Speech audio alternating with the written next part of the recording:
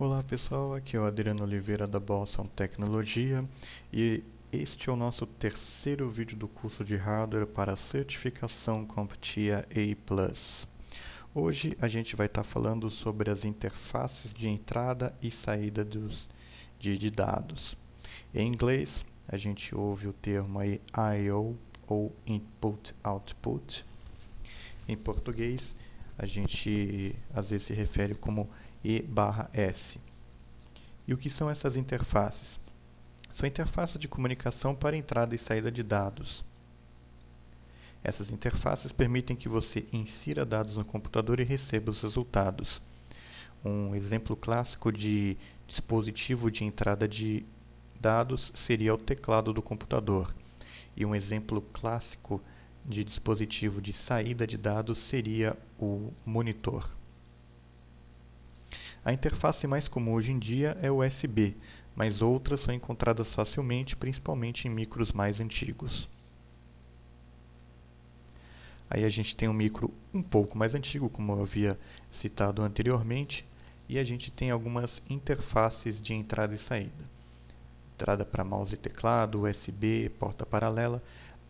Apesar de ser um micro mais antigo, é legal a gente dar uma olhada nele para conhecer essas interfaces e aprender a reconhecer elas e saber para que elas servem quando a gente estiver dando manutenção no micro ou, enfim, tiver alguma necessidade específica. Aproximando um pouco aí, a gente tem o PS2 ou Mini DIN de 6 pinos. E são duas interfaces aí para você estar colocando o teclado ou o mouse. Esse padrão aí, ele substitui o DIN.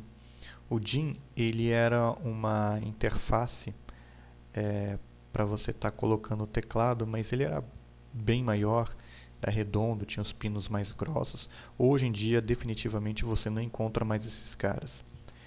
Esse PS2 não é tão raro encontrar hoje em dia, né? O roxo, por padrão, é usado para ligar o teclado e o verde o mouse. Ainda que tanto o mouse quanto o teclado, eles estão utilizando USB hoje, né? Ali embaixo você tem a foto de um conector de um mouse PS2. Ele tem 6 pinos. Esses pinos eles são bem alinhados. Quando você for conectar o mouse ou o teclado no PS2, ele tem um lado para entrar, né? Percebam que a parte de cima dele é um pouquinho diferente, né? Indica justamente o lado ali onde você vai estar colocando ele. Caso você esteja fazendo muita força, provavelmente ou você está colocando invertido ou um dos pinos podem estar tortos. Aí nesse caso, o ideal é você pegar uma ferramenta bem fininha, tipo uma chave de fenda bem fininha, alguma coisa assim, e com bastante cuidado tentar colocar esse pino de volta em seu lugar. Aí você reinicia o micro, né, o sistema operacional vai reconhecer o mouse ou o teclado que você está instalando e funciona tudo direitinho. Só tomar cuidado aí para não fazer força e para não entortar mais ou até mesmo quebrar aí um desses pinos. Aí a gente está destacando a porta paralela, também conhecida como LPT, mas tecnicamente é uma DB25 fêmea, né? E até algum tempo atrás ela era usada principalmente para impressoras. Praticamente todas as impressoras vendidas aí alguns anos atrás usavam essa porta de comunicação. Mas ela também era usada para scanner, zip drives e para fita DAT. Não necessariamente, mas haviam dispositivos como esses aí que utilizavam a porta paralela. Nesse caso, a impressora ou scanner não podia ficar muito longe do micro. O cabo paralelo normalmente era curto. E hoje em dia, esses dispositivos eles utilizam também a interface USB. Aqui, agora destacado, a gente tem a porta serial. O pessoal chama de DB9. Antigamente, alguns anos atrás, né, era usada para mouse, etiquetadoras, câmeras, impressoras matriciais e conexão micro a micro. Hoje em dia, essa porta também não é mais encontrada. Se você comprar um computador novo, não vai vir com uma porta serial. Tecnicamente, o nome desse conector é DE9 para comunicação serial padrão RS232. Né? Esse padrão de comunicação ele foi adotado pelos computadores pessoais algumas décadas atrás, mas ele também é utilizado em impressoras fiscais, em portas de console aí de switches gerenciáveis e vários outros equipamentos. Hoje em dia, os equipamentos que utilizavam essa porta também estão utilizando USB. Então vai ser meio difícil você encontrar esse cara. Se você tiver necessidade de utilizar essa porta serial, você encontra no mercado alguns conversores de RS232 para USB. No caso do Mini DIN, para o mouse, por exemplo, você também encontra conversor de PS2 para USB, mas nem todo mouse consegue trabalhar com esse conversor. Então você tem que tomar cuidado.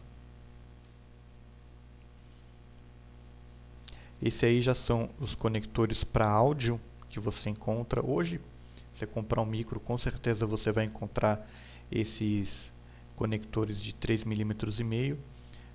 Por padrão, o conector rosa é para entrada de microfone, esse microfone que a gente usa aí no dia a dia. O verde é para saída de som, então você pode ligar tanto um fone de ouvido ou uma caixinha de som.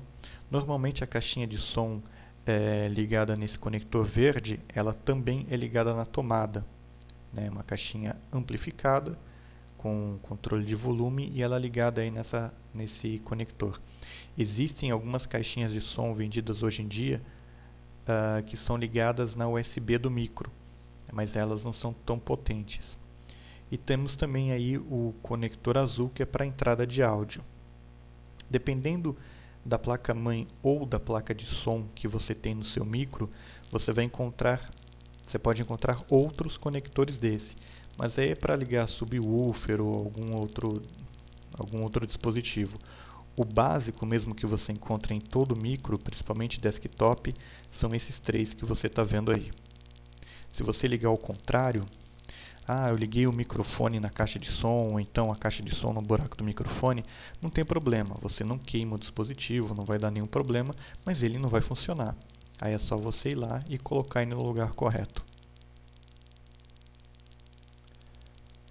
Aqui a gente tem uma interface que é bastante usada ainda hoje, que é o VGA, né? Que é um conector DB15 fêmea também, né? Que é usada para você ligar o seu monitor ou projetor. E ele é bem versátil, né? Aqueles monitores mais antigos de tubo padrão VGA já se utilizavam desse conector de vídeo. Hoje você tem televisores não, né? Vamos falar assim, você tem monitores, porque assim, existem alguns monitores que também trabalham com televisão e vice-versa, mas vamos falar de monitor aqui de computador. Você tem monitores aí plasma, LCD ou de LED que eles utilizam ainda esse padrão VGA. E projetor também, né? Você tem aqueles projetores para fazer a apresentação e muitas vezes eles também utilizam o padrão VGA. Apesar de que o VGA está perdendo espaço para HDMI, a gente vai falar um pouquinho aí sobre os dispositivos de vídeo em uma aula futura, mas é até comum que quando você compre, por exemplo, um desktop ou até mesmo um notebook, você tenha o HDMI e o VGA juntos, né? O HDMI provavelmente daqui a alguns anos vai estar aí ocupando o espaço que hoje é do VGA. E esse conector é o mesmo, não importa se você seja um vídeo on-board, né, que é aquele vídeo que está na sua própria placa-mãe, ou seja uma placa de vídeo off-board. Nos dois casos, esse é o mesmo conector, o conector VGA é o mesmo, é o DB15 fêmea. Aqui você tem um outro conector que você vai encontrar bastante hoje em dia, que é o conector para sua rede, é um RJ45. Né? A gente vai ter alguns vídeos aí falando especificamente sobre rede, mas esse aí você precisa reconhecer, esse conector você precisa reconhecer e saber que é aí que vai o seu cabo de rede. A gente tem alguns dispositivos hoje, principalmente alguns dispositivos wireless, que são ligados também na USB do micro, mas a maioria ainda, quando se fala em rede cabeada, você vai conectar aí, né, no RJ45, e essa aí vai ser uma placa que pode ser on-board ou pode ser uma placa off-board, mas o conector também é o mesmo. E ele tem alguns LEDs.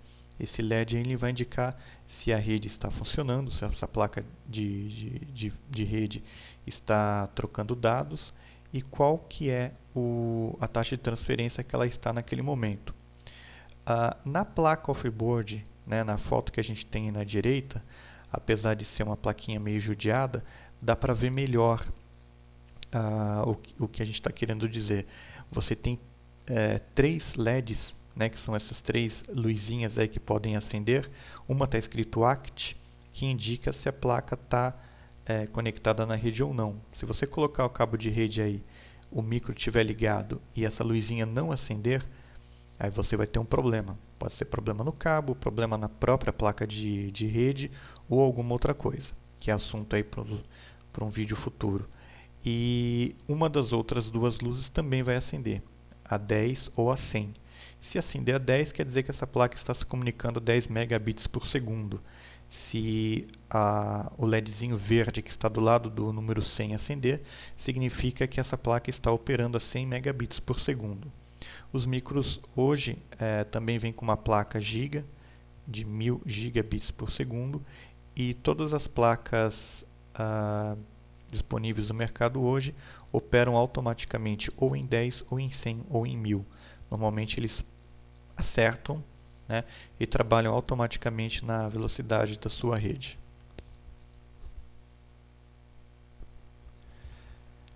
Aí nós temos o RJ11, que é a interface para comunicação com o modem, né? O RJ11 ele é menor do que o RJ45, né? Então não é legal você confundir. Para você que é mais novo, que nunca viu, o que é o modem, né? O modem né, um dispositivo que serve para você acessar uma rede através de conexão de escada. Ou seja, você tem aquela linha de telefone analógica e consegue acessar a internet através dela, se você tiver um provedor de acesso para isso. E o papel do modem é justamente modular e demodular o sinal, por isso que ele tem esse nome, né? Modular o sinal de analógico para digital e vice-versa. Os micros atuais não vêm mais com placa de fax modem, né? Essas placas você encontra em micros mais antigos, que nem esse da foto aí que está bem judiado, diga-se de passagem, né? Mas você pode comprar ele à parte. Você pode comprar uma placa de fax modem, normalmente vai ser PCI, e você vai colocar na sua placa-mãe, vai instalar os drivers e vai poder fazer conexão à internet via conexão de escada. A gente vai falar um pouquinho mais para frente, né? A gente vai falar sobre placa-mãe, sobre os barramentos que você encontra nela. Então não se preocupe com esses termos. Nesse momento, o que você precisa o que a gente gostaria aí que você reconhecesse as interfaces aí de entrada e saída que você encontra nos micros. A gente pegou esse micro mais antigo aí como exemplo, porque ele tem essas interfaces que você não encontra hoje, né? Que nem a interface RJ11, porta serial, porta paralela. E é legal você conhecer essas interfaces, porque você pode vir a se deparar com uma delas aí no futuro. E aí ele destaca as portas USB do micro, mas esse aí é assunto para o nosso próximo vídeo. Como hoje em dia tudo é ligado na USB, sua webcam, sua placa seu scanner, sua impressora, tudo mais, até seu som, tudo, é importante a gente conhecer bem o USB e dar uma olhadinha nesse cara um pouco mais de perto. E é isso que a gente vai fazer no nosso próximo vídeo. Então é isso aí. Esse vídeo vai ficando por aqui. Eu agradeço aí a sua companhia e aguardo você aí nos próximos vídeos sobre hardware e também nos próximos vídeos aí dos treinamentos aqui da Boston Tecnologia. Muito obrigado.